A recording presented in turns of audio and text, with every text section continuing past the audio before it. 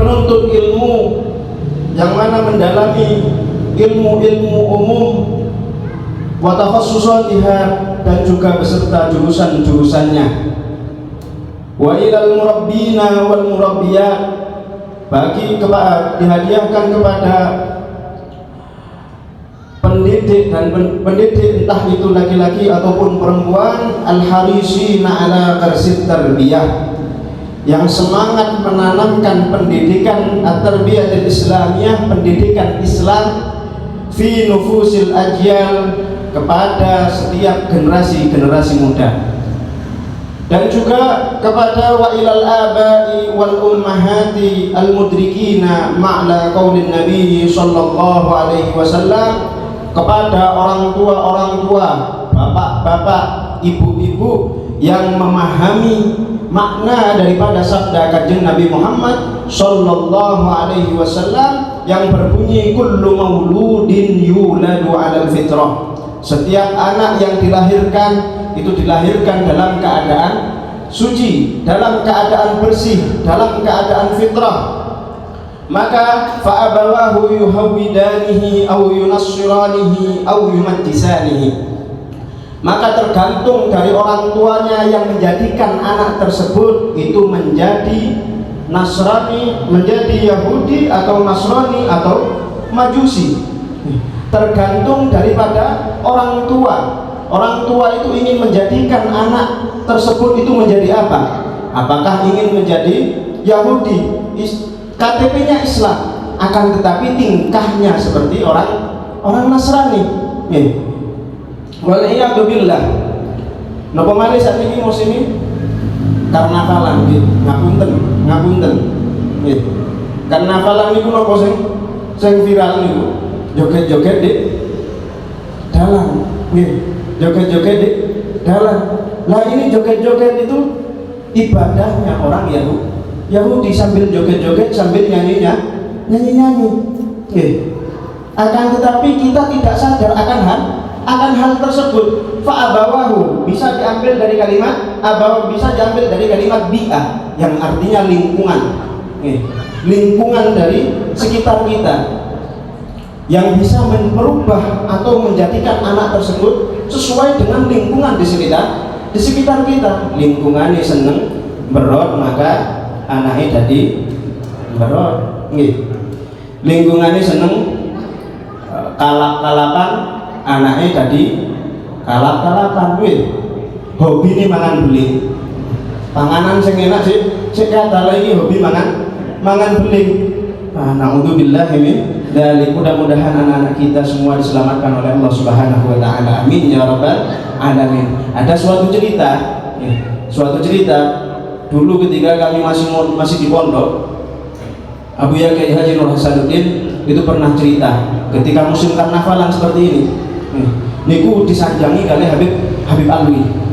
Hasan, lek awakmu kepingin delok wong-wong mben niku dibangkitno hari kiamat niku kaya apa? Deloken wong-wong sing karnavalan. Deloken jadi terus Buya niku wonten sing maca ketek, wonten sing maca kewan-kewan pun.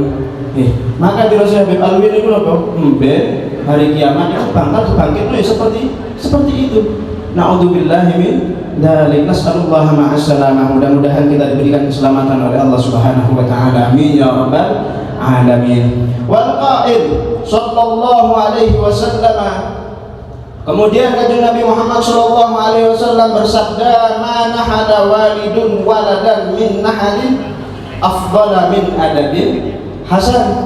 Tidak ada suatu pemberian oleh orang tua kepada anaknya yang lebih baik daripada adab yang bagus.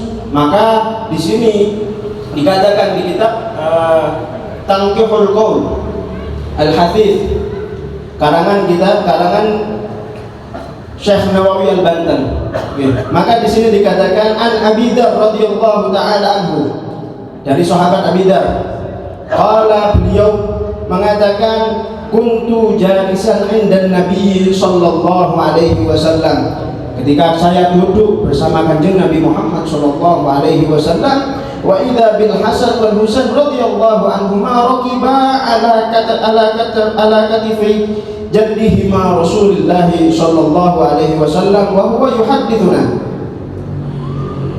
Kemudian Sayyidina Hasan dan Husain, cucunya baginda Nabi besar Muhammad sallallahu alaihi wasallam datang marani Kanjeng Nabi. Wong jenenge putu Pak nang mbah ya napa tinggahe menek nang pundake Kanjeng Nabi. Sedangkan pada saat itu kata Sayyidina Abi Dzar, Kanjeng Nabi itu masih dalam keadaan berbicara kepada kami.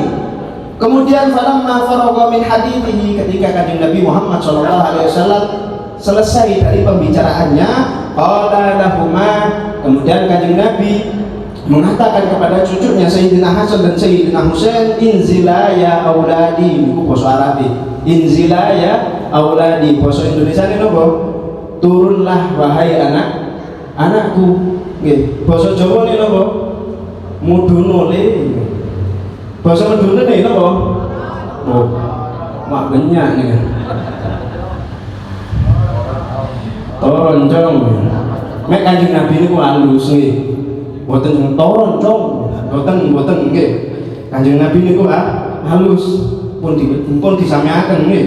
Fa aqbala Ali karramallahu wajhah. Kemudian datanglah ayahnya, ayah dari Sayyidina Hasan dan Husain. Siapa? Datanglah Sayyidina Ali karramallahu wajhah. Kemudian apa yang terjadi? Falamma ra'ayahu khafahu wa nazala an dhahri jaddihima. Kemudian ketika keduanya melihat sosok seorang ayahnya Sayyidina Ali radhiyallahu wajhah karramallahu wajhah, keduanya ini turun dari pundaknya Kanjeng Nabi Muhammad sallallahu alaihi wasallam. Faqala lahum an-nabiy sallallahu alaihi wasallam, ma balukum. Kemudian Kanjeng Nabi ini heran, apa ya, apa karo awakmu iki, karo awakmu iki Sayyidina Hasan dan Husain iki, ada apa gerangan? Kok moro-moro mudun, sedangkan aku mangongkon iku gak mudun. Kemudian apa? Qala khifna min abina. Keduanya ini apa? Keduanya ini mengatakan kepada Kanjeng Nabi, kami takut kepada ayah kami. Memang mulai singin berarti nggih. Lek nang mbah niku sayang nggih. Tapi lek nang tiyang sepane wedi. Nggih. Gak dikei dhuwit ambek tiyang sepane njaluk nang mbahe. Anjen mbah niki paling napa?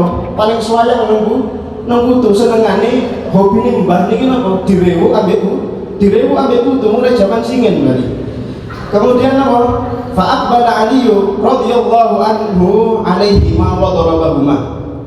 Kemudian datanglah Sayyidina Ali mengambil kedua anaknya, kemudian apa? Memukul keduanya.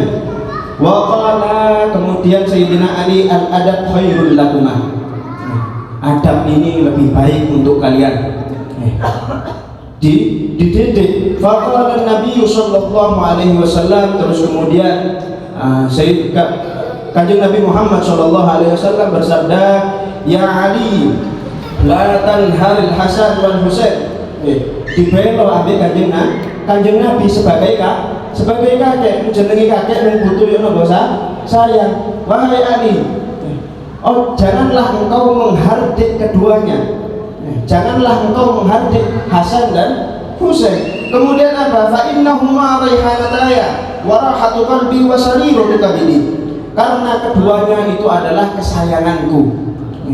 Keduanya ini adalah kesayanganku dan penyejuk hatiku, penenang hatiku. Rahimahumullah ta'ala wa nafa'ana bih. Kemudian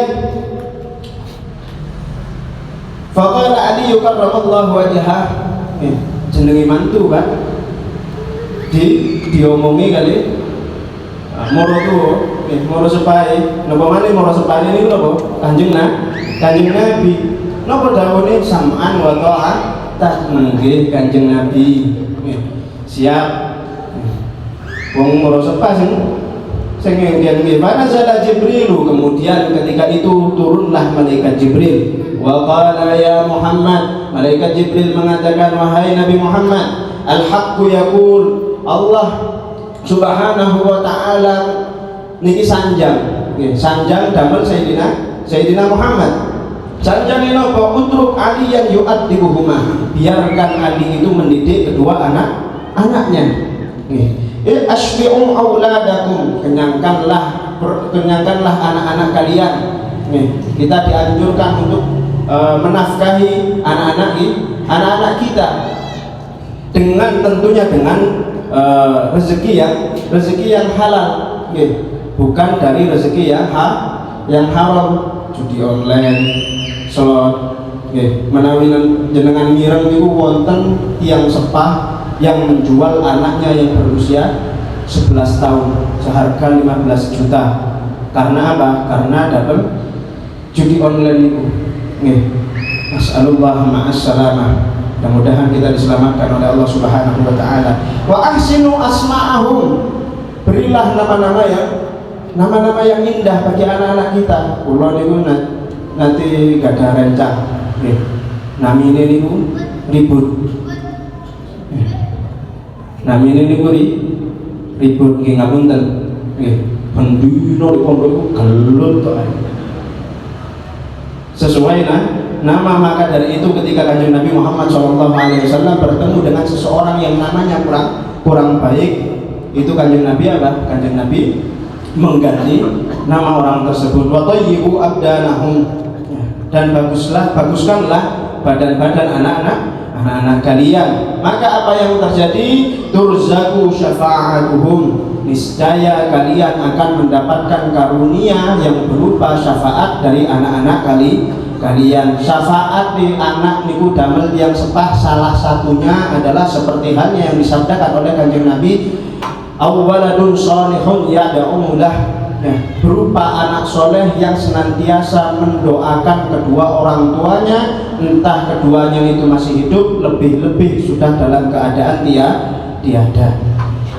Kemudian falamma sami'a bidzalika Nabi sallallahu alaihi wasallam, ketika Kanjeng Nabi Muhammad sallallahu alaihi wasallam setelah mendengar ucapannya malaikat Jibril tadi itu, maka apa?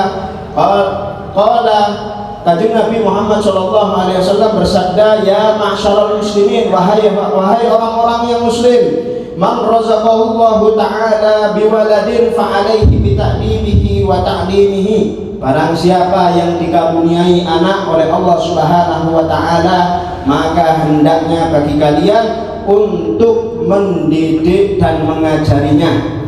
Mengajari, terlebih-lebih mengajari agama Islam tentang ilmu syariat.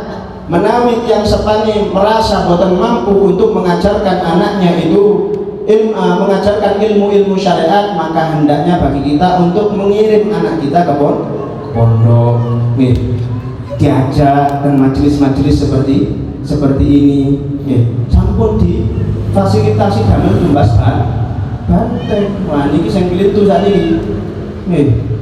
Fa inna man 'allama waladahu wa addabahu razaqahu Allahu syafa'atah.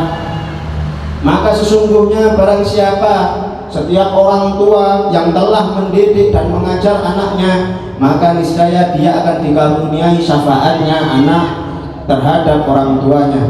Wa man taraka waladahu jahilan, dan barang siapa yang meninggalkan jarno anak iku bodoh tentang ilmu agama, sembayang hak sembayang terserah, poso hak poso, mbok siang-siang kelayapan, entah mokel entah nopo gak direken.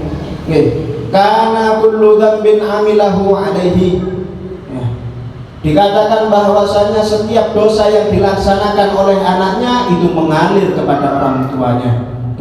Dikatakan bahwasanya ada seorang orang tua ini ahli ibadah, ahli sholat malam, ahli puasa, ahli sedekah, ahli dalam ibadah untuk dirinya sendiri. Kemudian apa? Ketika ingin masuk surga, niku di-stop kali anak-anaknya. Di-stop napa? Kemudian anak-anaknya ini bilang kepada Gusti Allah, ya Rabbana khudh lana haqqana min hadzal zalim. Wahai Tuhanku, wahai Allah Subhanahu wa taala, ambillah hak-hak kami ini kepada orang tuaku, kepada orang zalim ini. Dan yang sepani dan di hadapan Gusti Allah mengatakan yang sepani itu yang zalim. Ya. Kenapa? Kemudian orang tuanya ini kaget.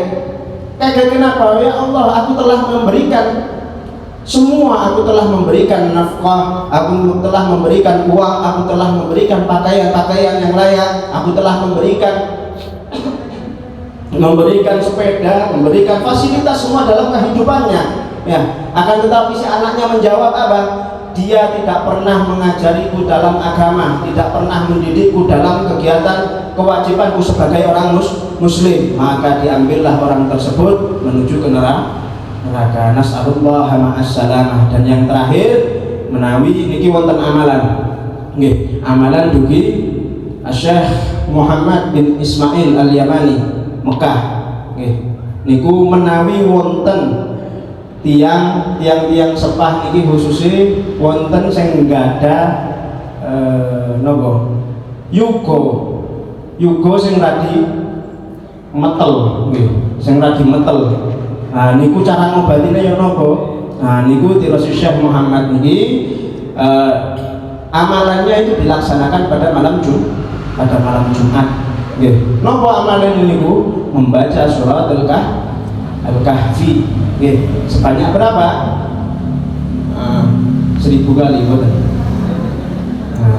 Sebanyak 3 kali. Lebih-lebih yang membaca itu adalah orang tua perempuan. Orang tua perempuan. Niku napa? Membaca sebanyak 3 kali, terus kemudian setelah membaca ditiupkan ke air dan airnya itu disiram ke tungkaknya orang tua niku.